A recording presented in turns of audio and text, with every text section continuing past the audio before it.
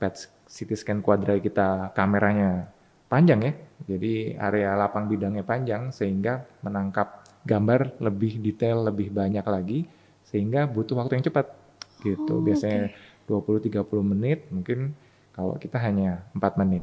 Canggih ya mesinnya.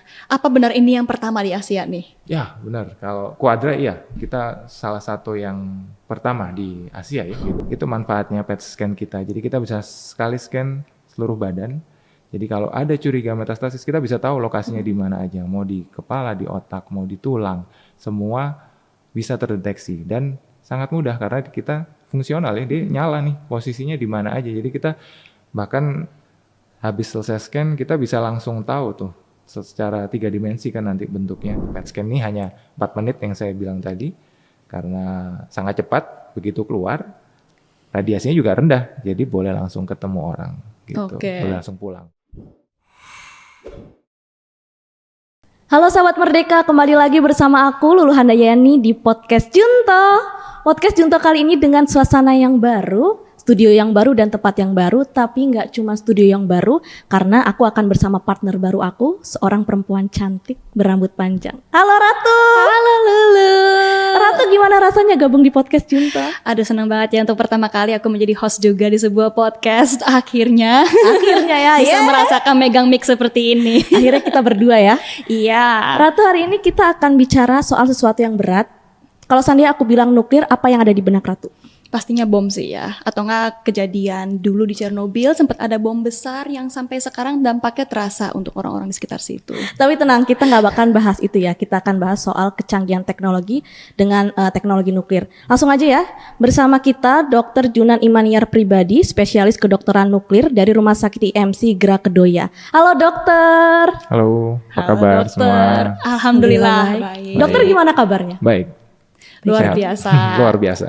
Oke, tadi kan lu juga sempat sebutin ya dokter ya bahwa nuklir ini ada juga manfaatnya untuk kesehatan. Tapi orang-orang taunya nuklir itu kan hanya bom atau mungkin hanya untuk tenaga pembangkit. Sebenarnya di bidang kedokteran sendiri, nuklir itu gunanya apa jadi? Ya, ini meluruskan lagi ya. Emang ini identik ya dengan bom gitu kalau kata-kata nuklir. Tapi sebenarnya di kedokteran ini, nuklir ini maksudnya nukleus, jadi inti atom. Jadi kita memanfaatkan radiasi dari inti atom itu untuk bermanfaat di bidang kedokteran. Seperti itu sih, itu intinya. Oke, jadi kalau misalkan kita bilang itu nuklir ada radiasinya, berbahaya atau enggak kira-kira?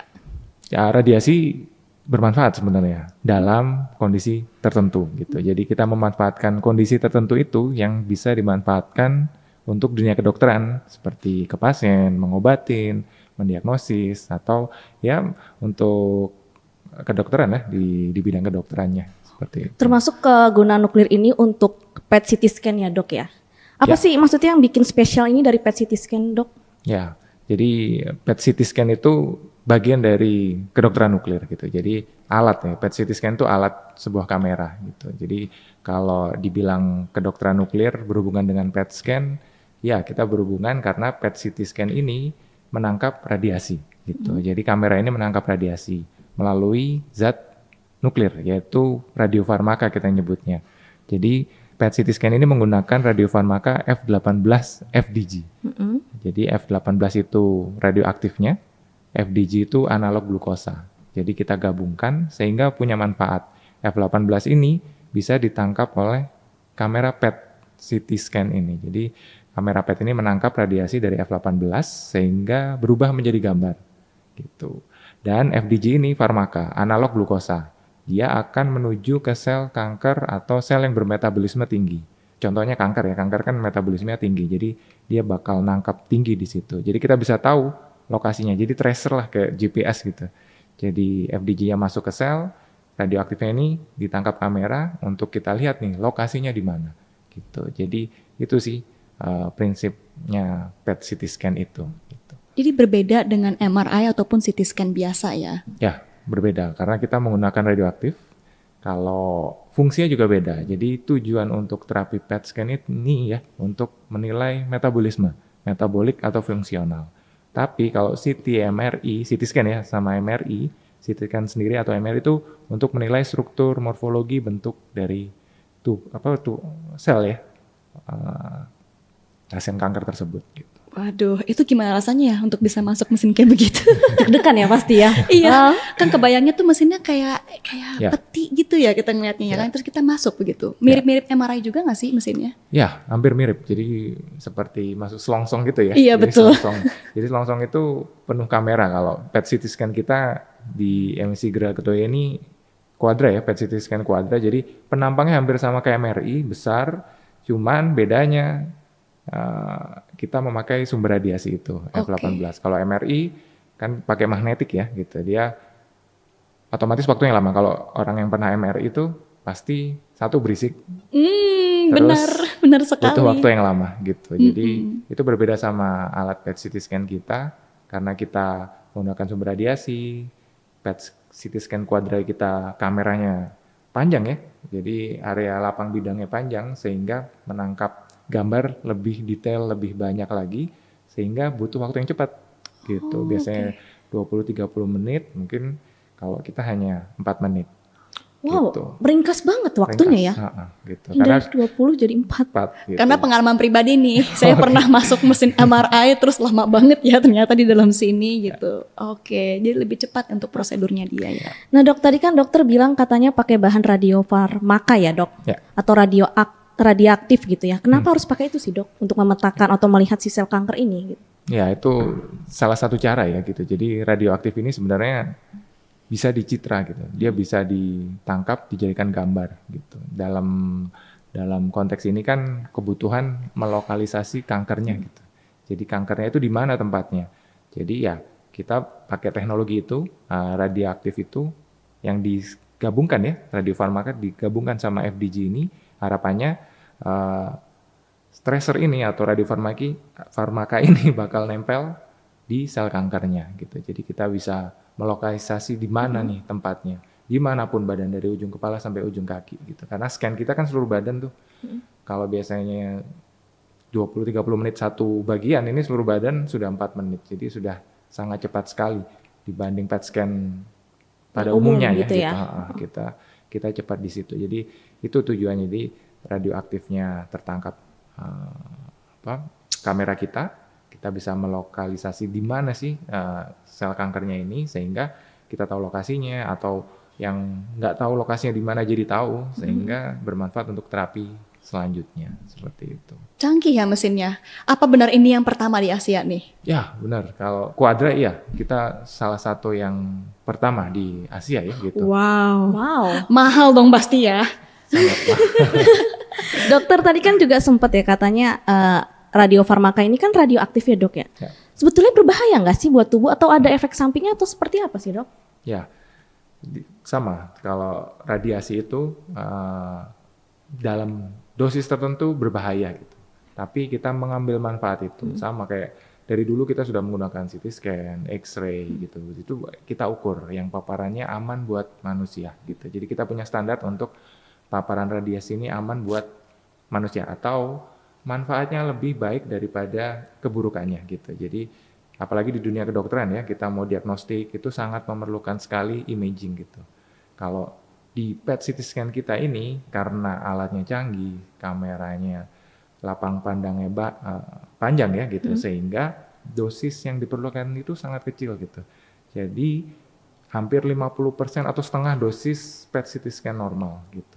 Jadi PET CT scan yang beredar ya di Indonesia saat ini itu lebih rendah dosis kita gitu, 50%. Jadi otomatis di bawah standar gitu.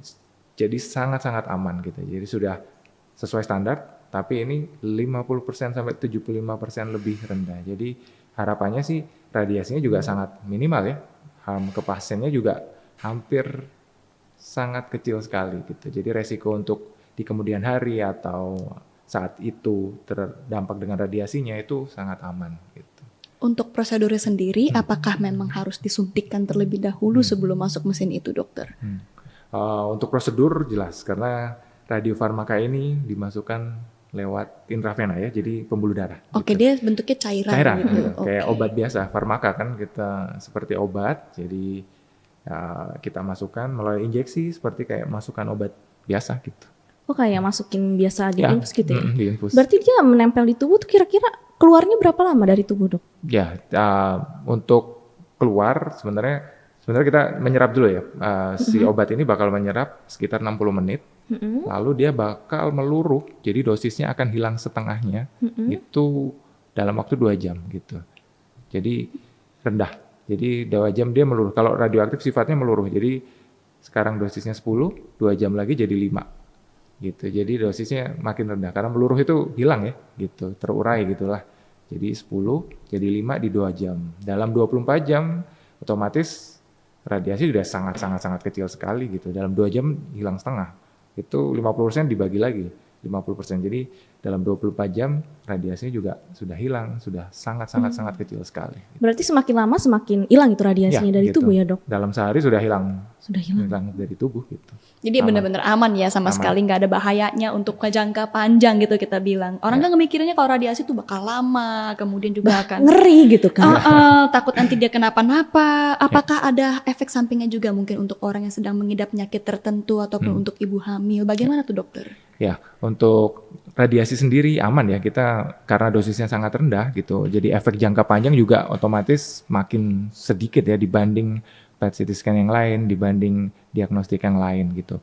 Tapi untuk kondisi khusus nih misalnya, kalau pasien dengan kanker otomatis dia bakal serial. Jadi pasien-pasien kanker itu dalam setahun dia pasti sebelum diterapi dia foto dulu. Setelah diterapi kita lihat lagi responnya gimana.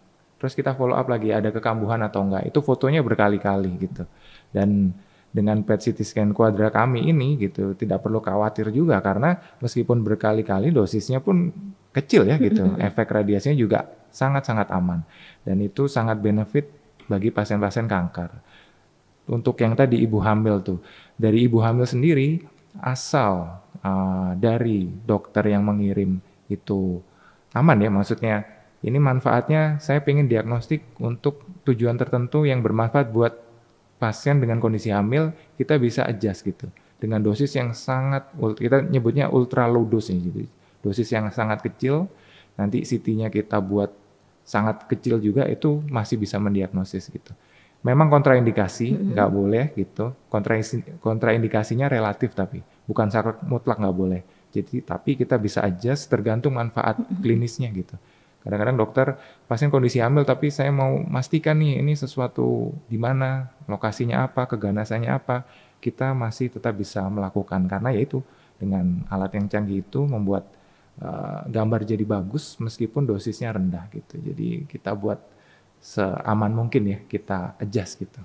Ini saya penasaran dokter, yang dimaksud dengan gambar nanti munculnya akan seperti apa yang akan menunjukkan bahwa itu ada kankernya? Apakah ada titik tertentu yang warnanya terlihat bahwa di situ ada kanker atau bagaimana dokter?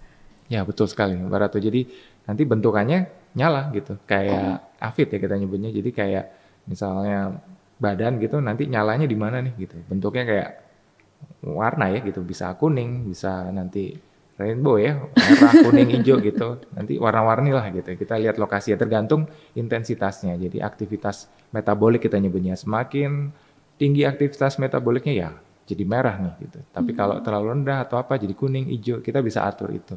Gitu. Jadi berupa warna nanti. Kayak topografi dong gitu ya. Warna-warni. Semakin panas merah gitu kan. Gitu. Iya. Jadi terlihat di badan nanti. Okay. Nah dokter ya, tadi kan bicara soal hasil analisanya gitu ya. Itu semua dokter bisa baca atau hanya dokter spesialis kayak dokter Juan aja gitu ya yang bisa baca itu? Ya, kalau expertise report, kita buat report ya, kayak bacaan. Jadi semua nih bacaan radiologi mungkin, bacaan kedokteran nuklir juga itu ada report gitu. Jadi kita baca, kita tulis di laporan itu, nanti itu yang dibaca klinisi gitu. Jadi yang baca ya kita gitu, tapi itu di-refer untuk dibaca klinisi untuk menentukan tindakan terapi atau mau diagnosis atau mau terapi selanjutnya itu berupa report itu. Jadi kita cantumkan tuh apa aja nih temuan gitu kita, ya. kesimpulan kita apa, curiganya kemana, nanti ada notes itu gitu. Ada, kita nyebutnya report ya atau expertise. Gitu. Oke. Nah dok, kalau bicara soal kanker ini kan biasa berkaitan dengan stadium berapa gitu. Sebetulnya seberapa akurat sih PET CT scan ini tuh untuk mendeteksi stadium kanker pada pasien gitu dok? Ya, Itu salah satu indikasi PET scan kita ya untuk staging atau menentukan stadium. Jadi kalau dulunya ya, kalau kita mau misalnya contohnya kanker payudara, kita lihat nih, misalnya ada lesi atau nodul atau massa ya di payudara gitu. Kita foto CT scan hanya torak aja. Oh iya ini ada kanker di payudara dan di kelenjar getah bening gitu. Cuman kan di tempat lain nggak tahu, kita harus foto satu-satu semua gitu. Jadi itu manfaatnya PET scan kita. Jadi kita bisa sekali scan seluruh badan. Jadi kalau ada curiga metastasis kita bisa tahu lokasinya di mana aja. Mau di kepala, di otak, mau di tulang, semua bisa terdeteksi dan sangat mudah karena kita fungsional ya, dia nyala nih posisinya di mana aja. Jadi kita bahkan habis selesai scan kita bisa langsung tahu tuh secara 3 dimensi kan nanti bentuknya mana lokasi mana aja yang terdapat keganasan metastasisnya di mana. Otomatis ini menentukan stadium karena misalnya metastasis sudah ketemu nih di kepala ternyata ya stadiumnya langsung 4 kan gitu. Jadi naik gitu staging. Atau misalnya ditemukan nggak ada di tempat lain hanya di payudara sama kelenjar getah bening aja ya. Mungkin stadiumnya nggak 4 gitu, bisa 2, bisa 3 gitu. Jadi untuk menentukan stadium sangat-sangat mudah untuk kita. Apalagi pasien-pasien dengan kondisi ganasan kelenjar getah bening gitu sangat mudah sekali gitu. Jadi kita bisa nentuin dia keterlibatannya mana aja, stadium 4 atau stadium 2 karena terapinya beda. Jadi terapi kanker itu tergantung stadium gitu. Kalau kita mendiagnosa lebih cepat, otomatis terapinya lebih akurat, hasil outcome-nya lebih bagus gitu. Jadi itu tujuannya. Kita semakin cepat menentukan stadium, semakin cepat terapi yang kita pilih nantinya bagi klinisi ya gitu. Kita kan hanya menyarankan nih, oh ini kira-kira stadium 4 nih dok gitu. Silakan nanti diterapinya apa, dokter yang mengirim apa, dokter klinisi misalnya dokter bedah onkologi mau kemoterapi atau apa, jadi bisa dilakukan segera gitu. Yang jelasnya jauh lebih baik daripada teknologi yang kemarin-kemarin ya, karena kan kebanyakan kemarin-kemarin itu sangat lama prosesnya untuk menentukan orang ini tuh sakit kanker apa, lokasinya di mana. Ini jauh lebih cepat dan akurat. Pokoknya itu yang dikedepankan sekarang adalah bagaimana kita bisa menangani pasien dengan lebih efektif lagi ke depannya. Nah, dalam praktik klinis ini bagaimana PET CT digunakan untuk melihat respon pasien yang mungkin sedang terapi seperti kemoterapi atau mungkin juga dia radioterapi atau mungkin terapi target, itu gimana dokter? Ya, untuk respon terapi sendiri juga termasuk indikasi PET scan juga ya. Jadi PET scan ini bisa ngelihat karena mudah ya. Maksudnya mudah itu dalam arti menginterpretasi mudah. Jadi misalnya nih, awal kita PET scan dulu nih, kita nemukan lesinya gitu, menyala, merah gitu. Terus setelah diterapi, kita PET scan lagi. Nyalanya hilang. Berarti responnya baik nih gitu. Jadi kita bisa menentukan itu. Jadi nggak cuma anatomi aja, lesinya mengecil gitu. Kadang-kadang secara anatomi mengecil, tapi metaboliknya sudah tidak ada. Tapi kita kalau hanya CT scan aja dia bilang, oh ini masih ada nih gitu. Tapi kalau dengan PET scan, dengan itu mengecil, sudah tidak menangkap lagi, ya itu berarti respon. Mungkin ini sisa-sisanya aja gitu. Puing-puingnya ya. Kayak yang dibakar-bakar itu puing-puingnya aja gitu. Yang nantinya akan luruh oleh tubuh juga ya dokter gitu. ya. Jadi kita bisa tahu lebih dini. Oh kita nggak, oh ini masih ada nih. Padahal dia sudah nggak aktif, nggak metabolik, nggak fungsional. Jadi ya responnya baik berarti. Gitu. Artinya seorang pasien tuh bisa berkali-kali menggunakan PET CT scan ini juga untuk memonitor perkembangan kanker mereka setelah terapi ya. Ya gitu. Jadi bisa seri yang saya bilang tadi, kalau pasien-pasien kanker bakal sering nanti imaging. Cuman ya solusi kita ya imaging dengan PET scan Quadra ini dia sangat rendah radiasinya gitu. Otomatis lebih aman meskipun berkali-kali gitu. Dok, mungkin sampai titik apa akhirnya mungkin pasien udah deh nggak butuh lagi untuk PET CT scan gitu dok? Ya pasien kanker gitu maksudnya? Iya pasien kanker. Kalau sudah sembuh ya, sembuh complete total, respon gitu. Ya sembuh total. Sama ya mungkin kontraindikasi ya, maksudnya ada hal-hal tertentu yang kita nggak bisa lakukan PET scan gitu. Misalnya kondisi kita kan bahan dasar gula yang saya bilang tadi ya, FDG itu analog gula gitu.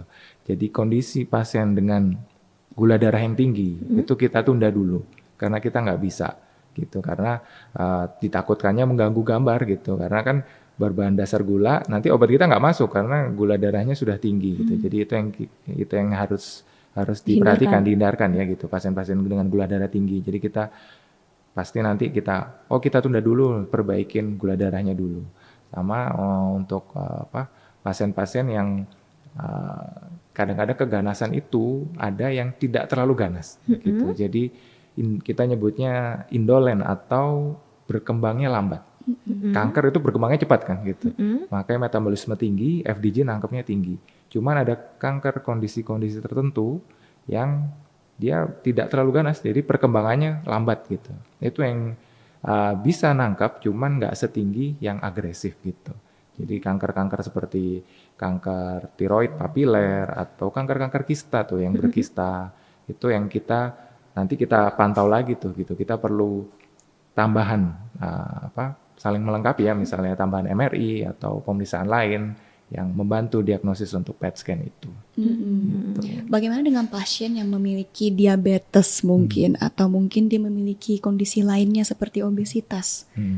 Ya, kalau diabetes gitu, kita punya persiapan khusus gitu. Jadi nanti sebelum dilakukan PET scan, nanti dia ada persiapan, mungkin puasanya lebih panjang, obat-obat yang ada di stop, ada yang dipakai sebelumnya. Jadi kita ada persiapan khusus untuk itu. Gitu. Jadi tetap bisa dilakukan gitu. Jadi pasien diabetes pun tetap bisa kita lakukan PET scan, tapi dengan persiapan yang tentunya berbeda dengan pasien normal seperti itu.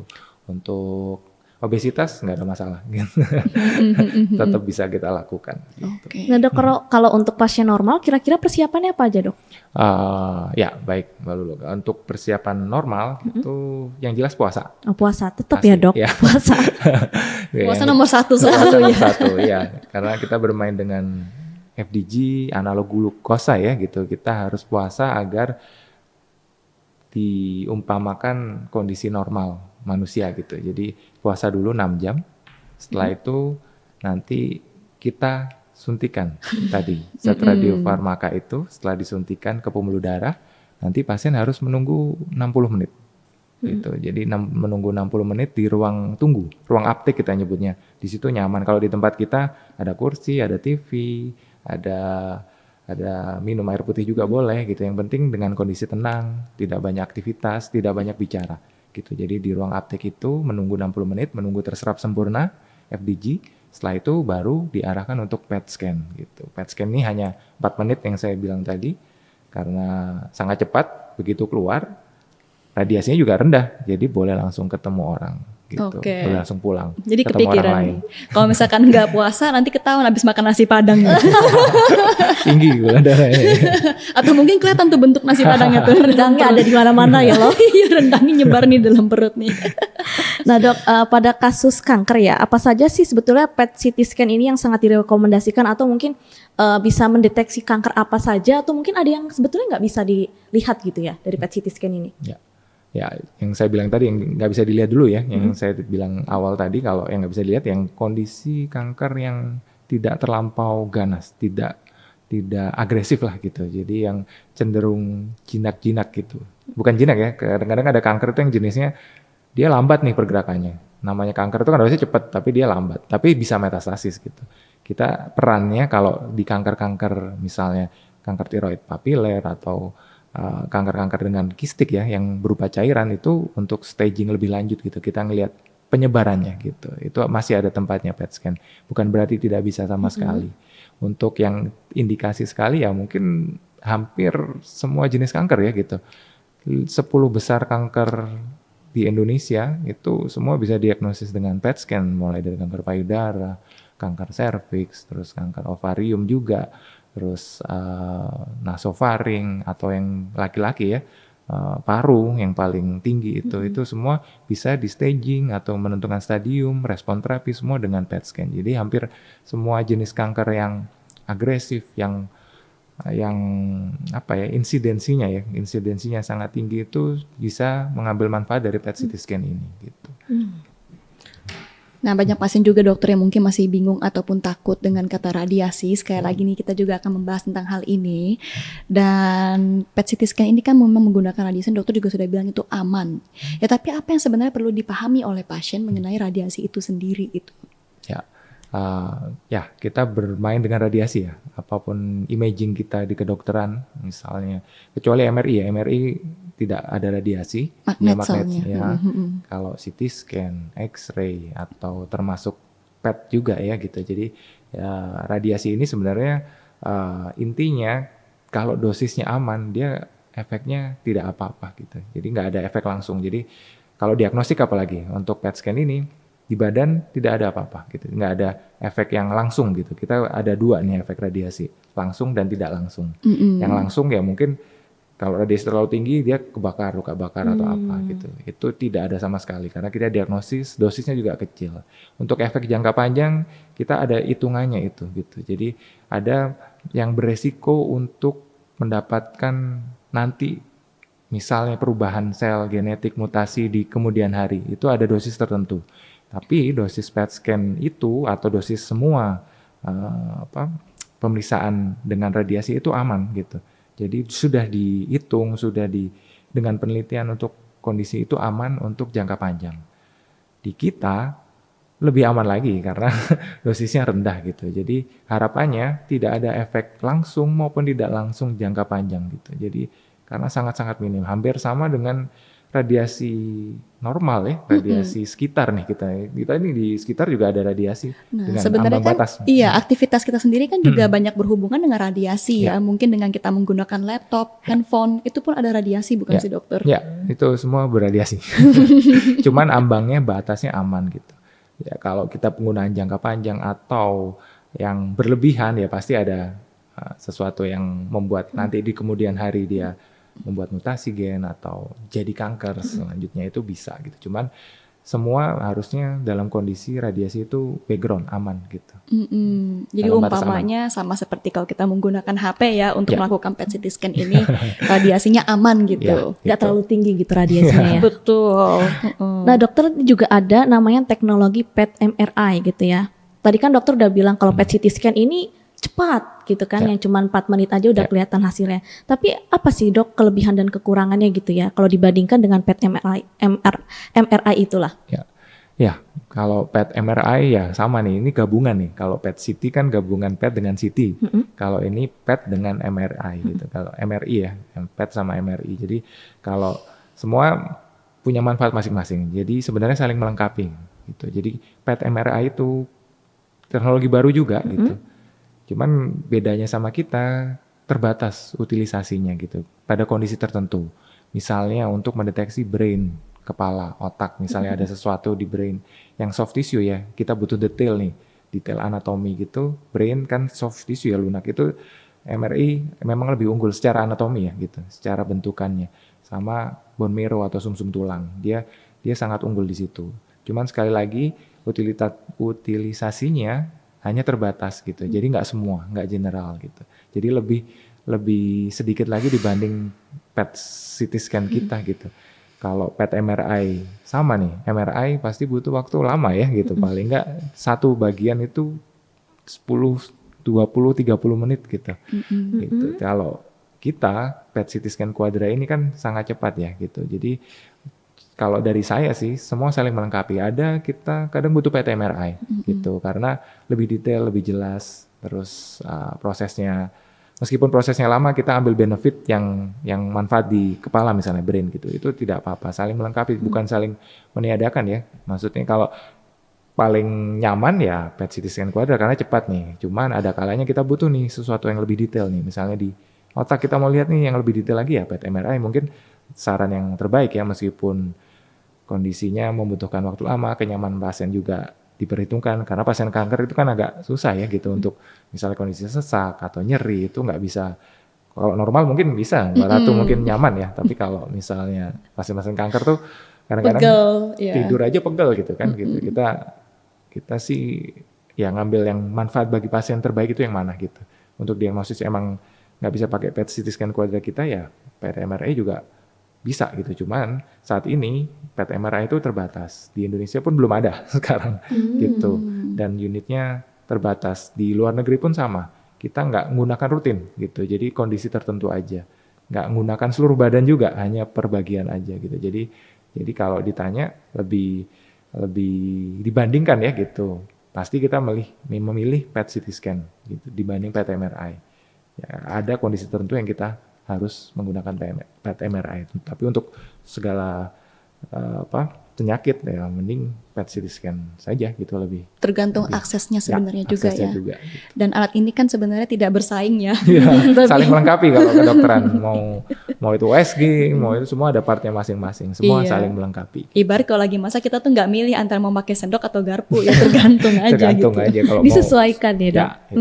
Mm-mm. Kalau kedokteran seperti itu.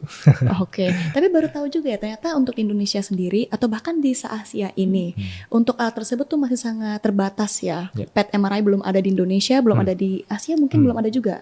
Asia bisa ada. Oh sudah, tapi ada. kalau untuk di Asia sendiri di Indonesia ini yang paling pertama punya adalah Kalau untuk PET CT scan ya.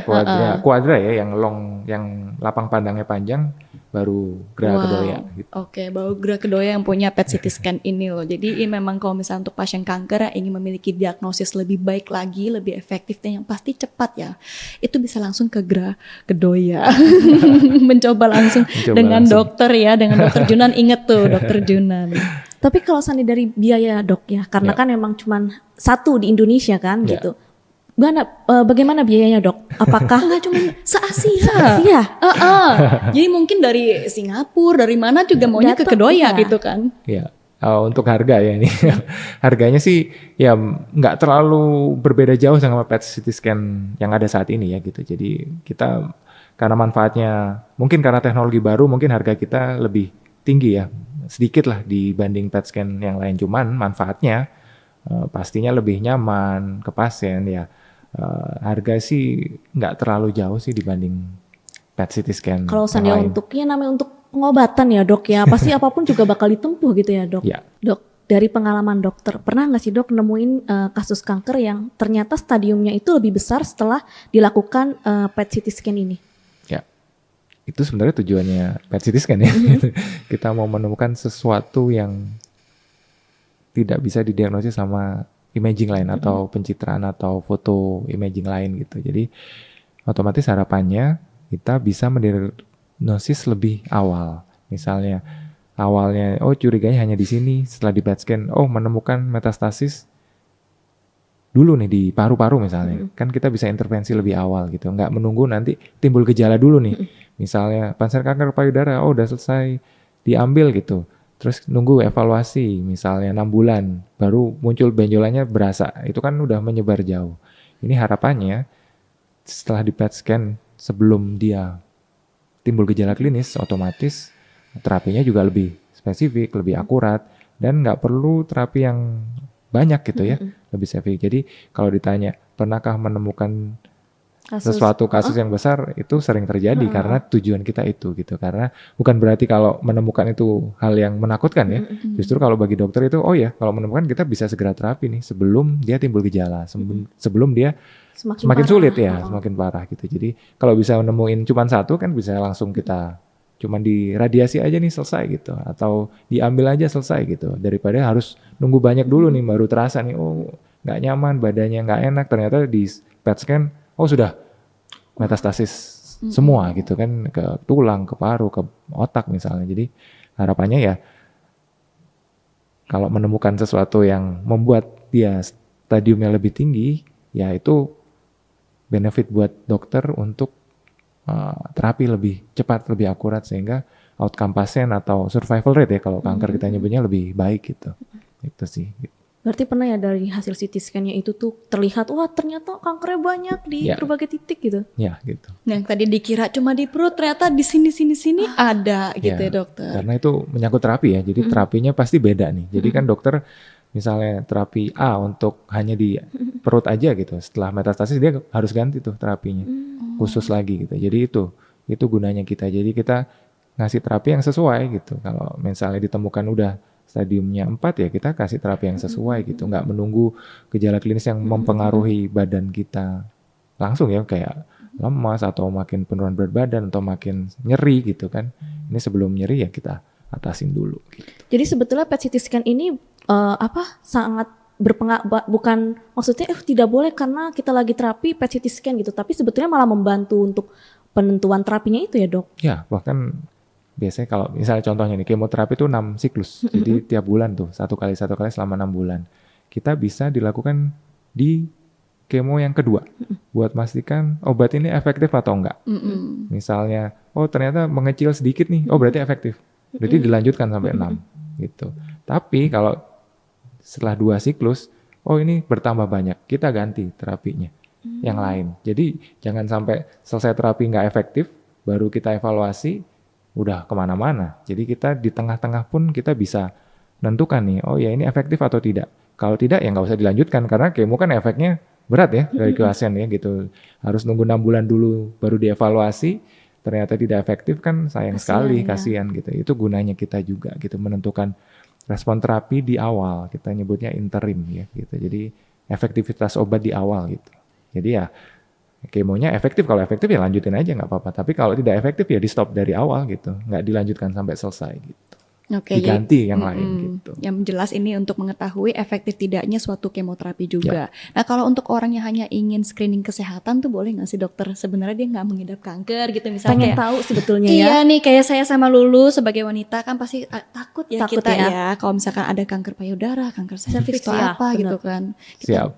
Ya ini sebenarnya PET CT scan kan alat diagnostik ya gitu. Sebenarnya alat diagnostik, dan PET CT scan Quadra ini mampu mendeteksi juga lesinya kecil nih ya.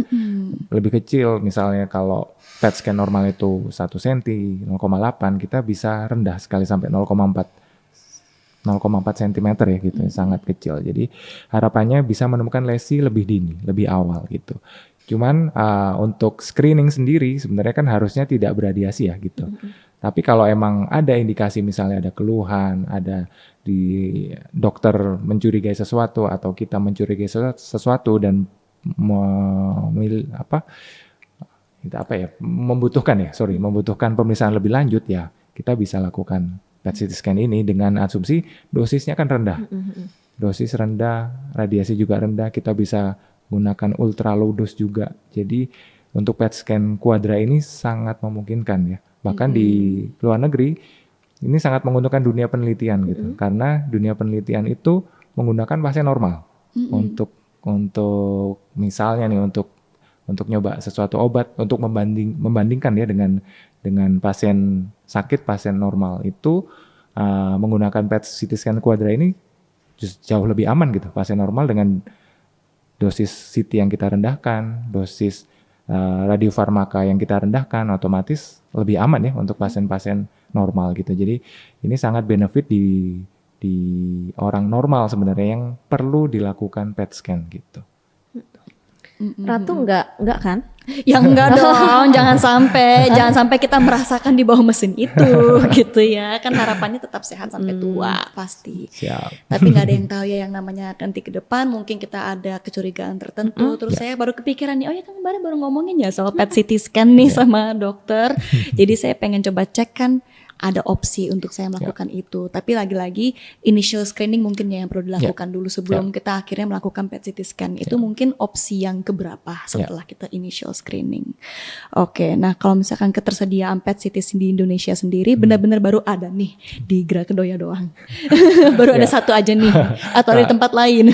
Siap, Mbak Ratu. Sebenarnya yang ada hanya di Gera Kedoya ini PET CT scan Quadra. Jadi Quadra ini yang saya bilang tadi lapang pandang bidangnya yang panjang gitu. Jadi scan-nya cepat 4 menit. Untuk PET scan di Indonesia sendiri ada, jumlahnya terbatas. Di Jakarta misalnya di rumah sakit besar itu ada PET scan. Jadi kayak di rumah sakit negeri aja ada gitu, kayak rumah sakit pusat gitu atau rumah sakit kanker kita di Indonesia juga ada gitu. Cuman PET scan-nya itu berbeda sama PET scan Quadra. Betul. Kalau normal orang scan-nya ya 20-30 menit, kita lebih cepat, lebih akurat dengan dosis yang rendah. Seperti itu sih.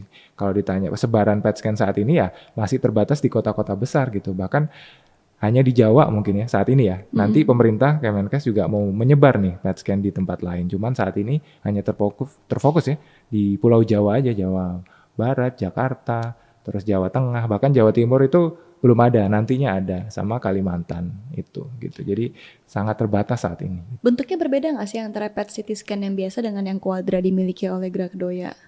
Berbeda ya, karena itu lapang pandang. Jadi hampir sama kayak MRI, jadi selongsongnya lebih panjang gitu. Oh oke. Dia benar-benar mirip sama MRI, panjang, satu badan bisa satu masuk. Badan. Jadi kita kameranya satu badan. kamera PET scan biasa itu cuman setengah badan, nggak sampai badan, sekepala aja. Jadi pasien gerak tuh, serut, difoto satu-satu kan, Oh, bentuknya kayak kayak tabung juga. kayak tabung juga gitu. Cuman lebih pendek kalau PET scan normal. Kalau kita agak panjang, karena kita foto sekali masuk selalu satu badan ya, ke foto Dari semua gitu. kaki sampai kepala ya Iya. dok ya. Foto semua gitu. Kalau yang PET scan normal harus mejanya gerak dulu satu nanti digabungkan gambarnya gitu. Jadi itu perbedaannya sih gitu. Kalau lagi mau masuk mesinnya ada pantangan gak sih? Misalnya nggak boleh pakai, kalau MRI ya kan nggak boleh pakai anting, nggak boleh pakai kalung gitu, nggak boleh yang ada besinya gitu. Ya kalau kita sebenarnya PET-nya nggak ada, CT-nya. Oh, CT-nya. Jadi kayak logam, pasti dia buat scatter ya, artefak gitu kita nyebutnya.